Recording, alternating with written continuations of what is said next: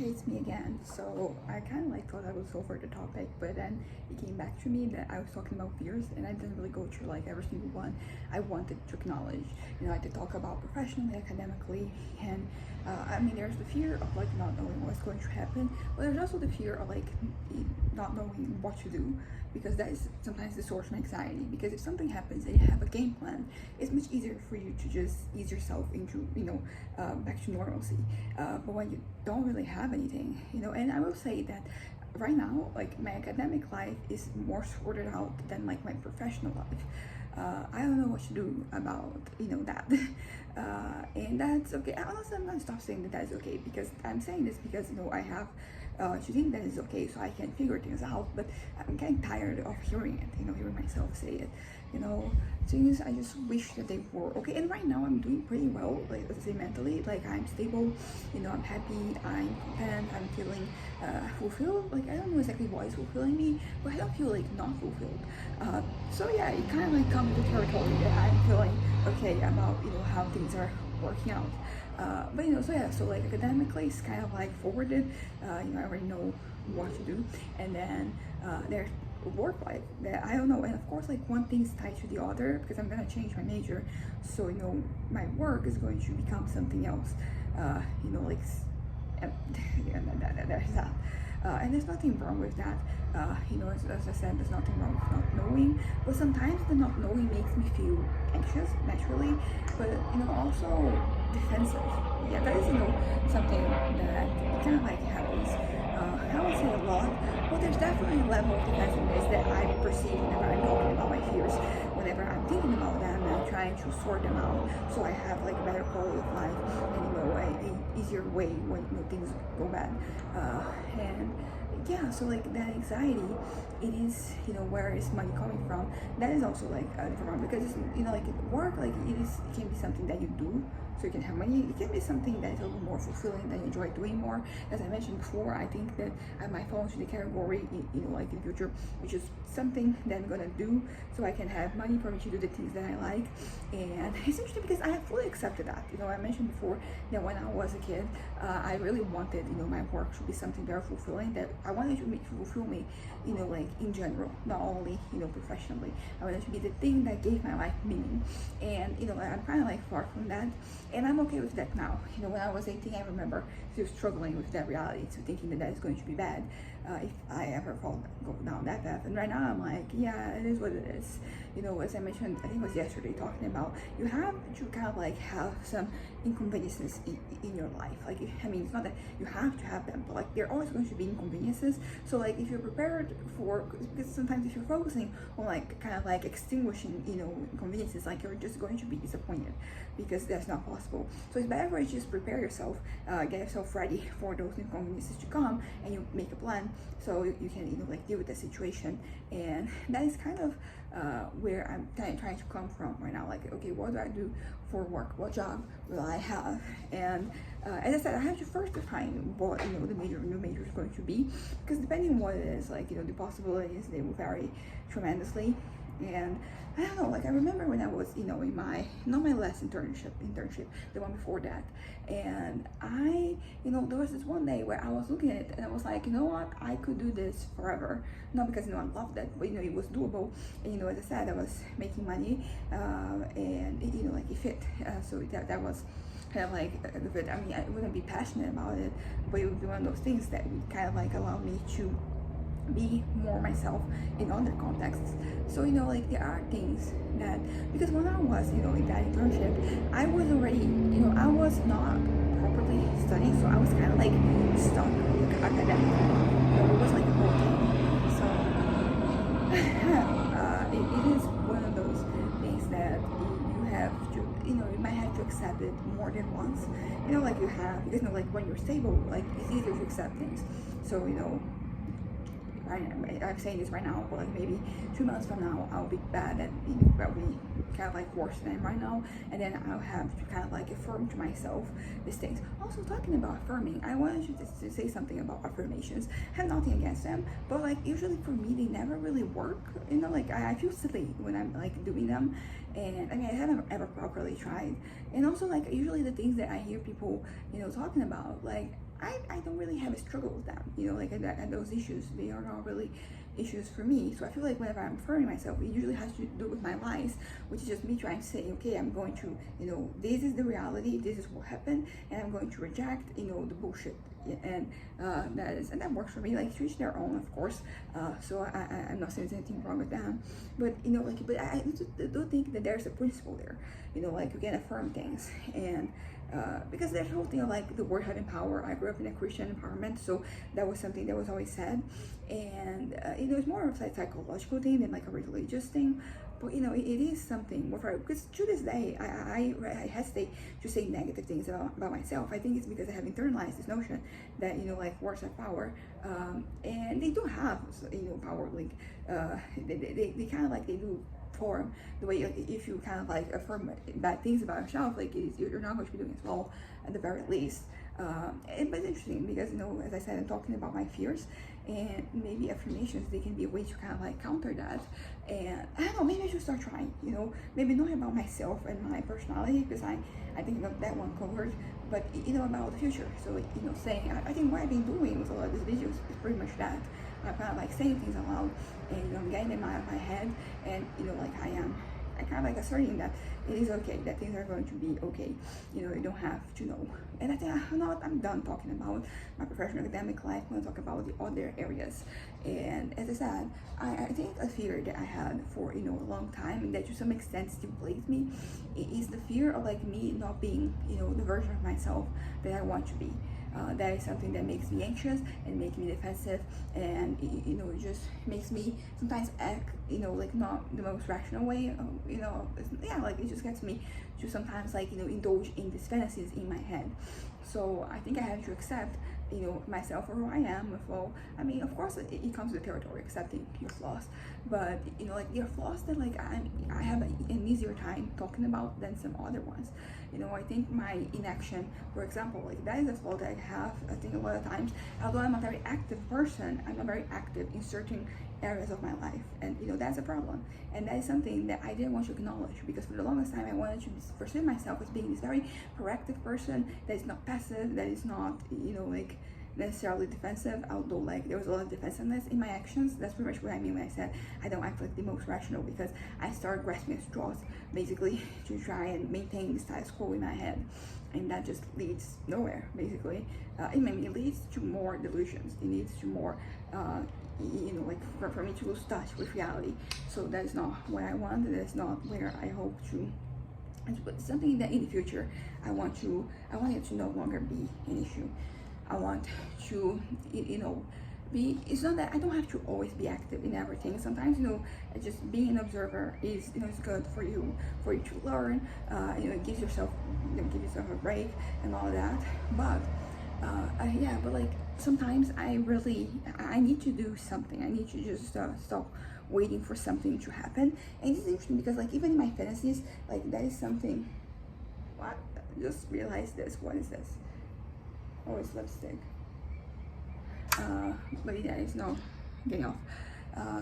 Because, you know, like, when I exist outside of my head, this is something that I mention a lot, because, no, it is true, and I still spend some time with myself, you know, here. And you know, it's important, introspection is important, so I'm not trying to cut introspection, but you know, a lot of times, like, the fantasies, they are not introspection, they're just, you know, lies that I tell myself about the past, about the present, about the future. And as I mentioned, you know, I'm done with them. I want to embrace myself, and that involves embracing the fact that sometimes I'm a little inactive, and you know, I don't want to be. You know, just because you're doing things doesn't mean that you're being productive. Basically, as I said, like, I do act a lot in various areas of my life, but there are some of them that I'm just kind of like waiting for things to happen, and this is very, very visible with my fantasies, because you know, something has to occur for it to get kick started. It's never really something that like I do, more like I'm discovered, I'm found. You know, something, you know, mundane, like that with minimal effort, just, you know, becomes something else. And that is just, I feel like as long as I have like this mindset, I'm going to keep on, you know, being stuck where I am at. You know, I'm doing pretty well, as I said, but you know, like, you know, I've been lately becoming not more, I'm not satisfied, you know, where I am at, but like, I want more, I want other things, I want to be able to do more, and for that I have, you know, I need more resources, I need more things, and for that I have to work on myself, because as I mentioned many times before, I get sometimes stuck in my own head, and that is counterproductive, because like the time that I'm spending there is time that I'm not spending doing something to make things happen in my life. So I need to be more proactive, and and of course, like, I'm not going to demand myself like to have answers about everything right now, because I need to adapt to my circumstances, and I don't know what the circumstances are going to be just yet. So there's that. But I don't know. I just fear, as I was talking about, so I just fear of like me not being the version of myself that I want. It's something that it has been paralyzing in the past. Paralyzing in the sense that like this something happens that threatens my vision of myself, and then what do? I go internally and I start like these fantasies. So instead of like continue doing whatever it is that I was doing in the first place, I'm like there stuck. Kind of like doom struggling in my own head, and that is as I said, and that is motivated that like right now I think I'm doing well in terms of being able to deal with it, and like not be so negatively impacted. As I mentioned before, I'm being very honest with myself about a lot of different things, a lot of stuff on my mind, and I am sure. And like, okay, I lost my train of thought. But yeah, but fear from the future, and then in the future there's like a lot of things. There's also the fear of like, who am I going to be like this day next year? Like, where will I be? Because I'm thinking about like this day last year, like not much has changed in my circumstances. I think I changed a lot internally, but I don't know, I think for a couple of years, so I was a little bit stuck in this limbo, because I was doing better but not better enough to like be able to produce and to do things. So there's that. And ultimately there is no right or wrong answer. Like when I look back, I'm not just thinking like, okay, that was wrong, right now I'm wrong, things are wrong. It's more like, I don't know, like it's also like, what did I expect? I think that this time last year, because in November I started having a little moment where I started indulging things. Was it like last year or was it the year before? Anyway, it doesn't matter. The point is that I think that things have been better for me mentally, and not only mentally, I think like externally things are working out pretty great as a consequence of like me doing well like in my head. And it is interesting because I forgot what I was going to say. Fuck. I think it's because I'm kind of like tired. But yeah, but like fear about the past is an interesting one, because it's not only fear that things are going to haunt you, because like they do, and that is a valid thing for you to be worried about, but that is not just that. It's just like the fear of like you having not been the person you wanted to be. So sometimes I look at some situations in the past, and maybe I wasn't as assertive, as proactive, as independent, as intelligent as I wanted to be. And those situations, they kind of like come to haunt you. Like it makes you judge yourself, and be dissatisfied with yourself. And this cannot carry out to the present, because you kind of like you don't want those feelings to impact what you're doing right now, because otherwise you're going to be stuck in the cycle. Like you're stuck in the lies that you make up just to cover your tracks in the past, for like not necessarily being the way you were. And honestly, like for a teenager, when I was a teenager, I behaved like a teenager. Of course that it is not a monolith, so there are many different ways that you can act when you're in your teens. And basically like I was developing myself still. So right now I am an adult. I have been an adult for like a decade and a month, and so like right now I have a much better understanding of who I am and of what I want. Actually, like you could argue, because like I knew exactly what I wanted back then, it just didn't happen and it wasn't really possible, but I knew what I wanted, and right now I'm still figuring it out.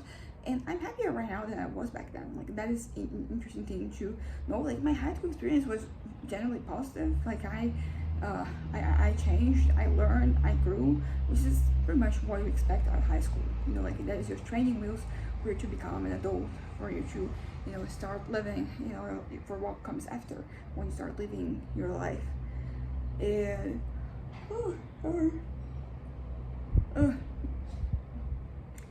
it is okay if you're not like fully formed yet, fully because that is not your final form. Like even like right now, this is not my final form. I'm still going to grow and do more in the future, and that is and that's good, you know, like this is something for me to look forward to. So I was talking about the future, you know, I might be excited to see what type of person I grow up to be, you know. And as I mentioned before, I think 17-year-old me would look at myself right now and be very unhappy. But the thing is that I wasn't happy back then, and right now I'm happy, so I don't really care. Because you know, it's also like 17. I was very insecure about a number of things. I was still figuring out myself and how I wanted to approach the world. Because that is, you know, one of the things. Sometimes, some of the ways that I look back, some of the moments that make me cringe from when I was a teenager. Like I knew to some extent who I wanted to be, but I was struggling. I wanted to be more outgoing, I guess.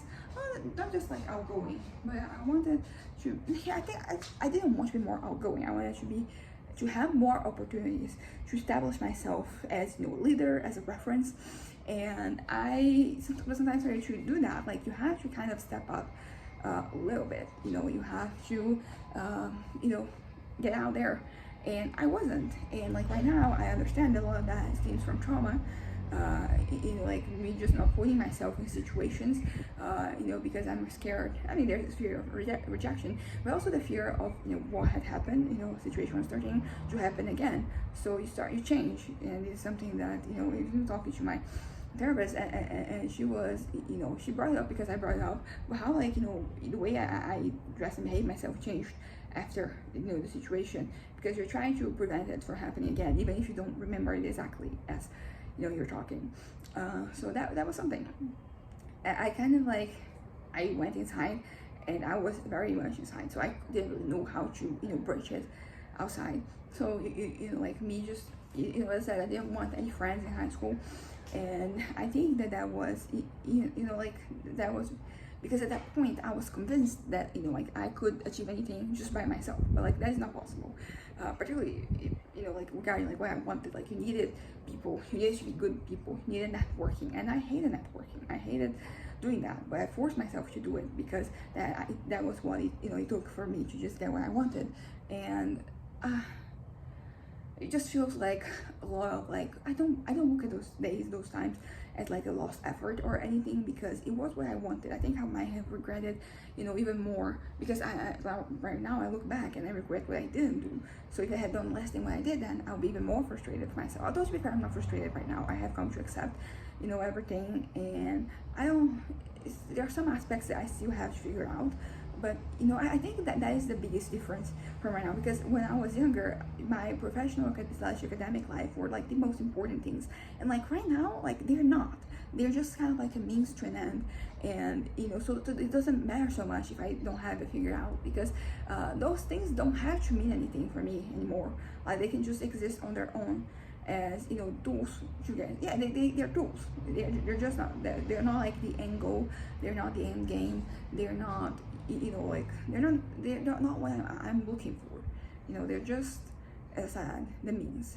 And you know, like I said, I've accepted that very well, because you know, I don't know, sometimes, you know, I want to say like, why did I accept that? And it's just, the why is not really a question, you know, that is in the future. You know, it's just, you know, I accepted that, and that's that. I know, I think my mind just always need or want something, you know, an explanation. I don't know, I feel, I mean, it has to do with the way I am. Like I always, you know, I don't usually just do things. Somebody tells me to do something, I'm not just gonna do it. I have to know why, you know, and I have to agree with the why. You know, it just has to make sense for me. So I think that that's pretty much what I want, for things to always make sense. And the way of, you know, like figuring out like that things make sense is asking why, you know, among other things. But yeah, so fears. I have, I feel like right now I can say I had my whole life ahead of me, and that is a pretty good development, because for so many years it felt like every new year I, you know, aged, you just felt like I was losing track of myself, and then I was getting kind of like, it's a little plastic bag, it's just, you know, drifting away to, you know, the wind. And there's that. So fear. So I have fear of future, fear of the past, as I mentioned, fear of like the past haunting you, and it comes in like many different shades and forms, shapes and forms, and shades too. Why not? But like sometimes it is something that I did that was just, sometimes I look back and it's my thoughts that get me, because I was thinking a certain way and I was feeling a certain way, and I didn't want that to be how I was processing those things. I wanted to be stronger. That is honestly the gist of it. Stronger like in many senses, by kind of like being more resilient, more autonomous, and all those are valid things for you to want to be. But I've come to realize that, like forcing myself to be those things in the way that I was being, because right now I have a different definition of what strength is. It's something along the lines of like, because I think I thought being strong was never failing, and right now I think that strong is like, getting back up after you fail. So, different interpretations, and I mean, technically neither is correct or wrong. It's just that one of them is better for your head, so you can exist better, among other people and with yourself. My version right now. So I wanted to be many things, and I was not. I think that is something that I struggle to admit, but like right now I think I need to put it out there so I can move on. But I was not the person I wanted to be when I was a teenager or a young adult.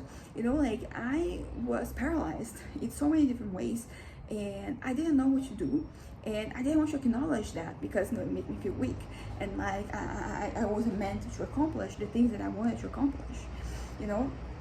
And basically I wasn't, a leader, I wasn't, as I said, the most proactive person. I mean, I was proactive in some ways, I mentioned this before, for example, academically, like I wanted to deliver more than I was asked, so in that way, like I was, but generally, I remember, this UN simulation thing that we went to, like with my school when I was 2013, so I was 15, and basically like the whole thing did not work for me because I represented a country. It was like an environmental panel, and like my country didn't have a whole lot of that, so there wasn't a whole lot that I could contribute to the conversation. And then some people, they would say like, just always get there and get mic, but then even like the organizers were like, yeah, don't just take the mic for the sake of taking the mic, it's just that's not gonna work. And I think that was a situation where I kept trying to rationalize, like me not really doing much during like those panels, and it was one of those things that it is such a nothing burger, right now. Like it is just that event means nothing to me right now. Like it has, I'm glad that I had the experience, but like that was something that that experience, if I transfer for myself right now, would not have been any different if I hadn't gone there. I mean, I would have one less example of like me not really being the person internally that I thought I was, that I wanted to be. And I think I really rationalized like my detachment from people, as like I'm just dedicating more time to my goals and all that. But like that was more than that. There's trauma, as I mentioned, and it's interesting because like my trauma, this particular trauma, it impacted like much more than I had expected. So even like me not wanting to interact with people was something that was connected.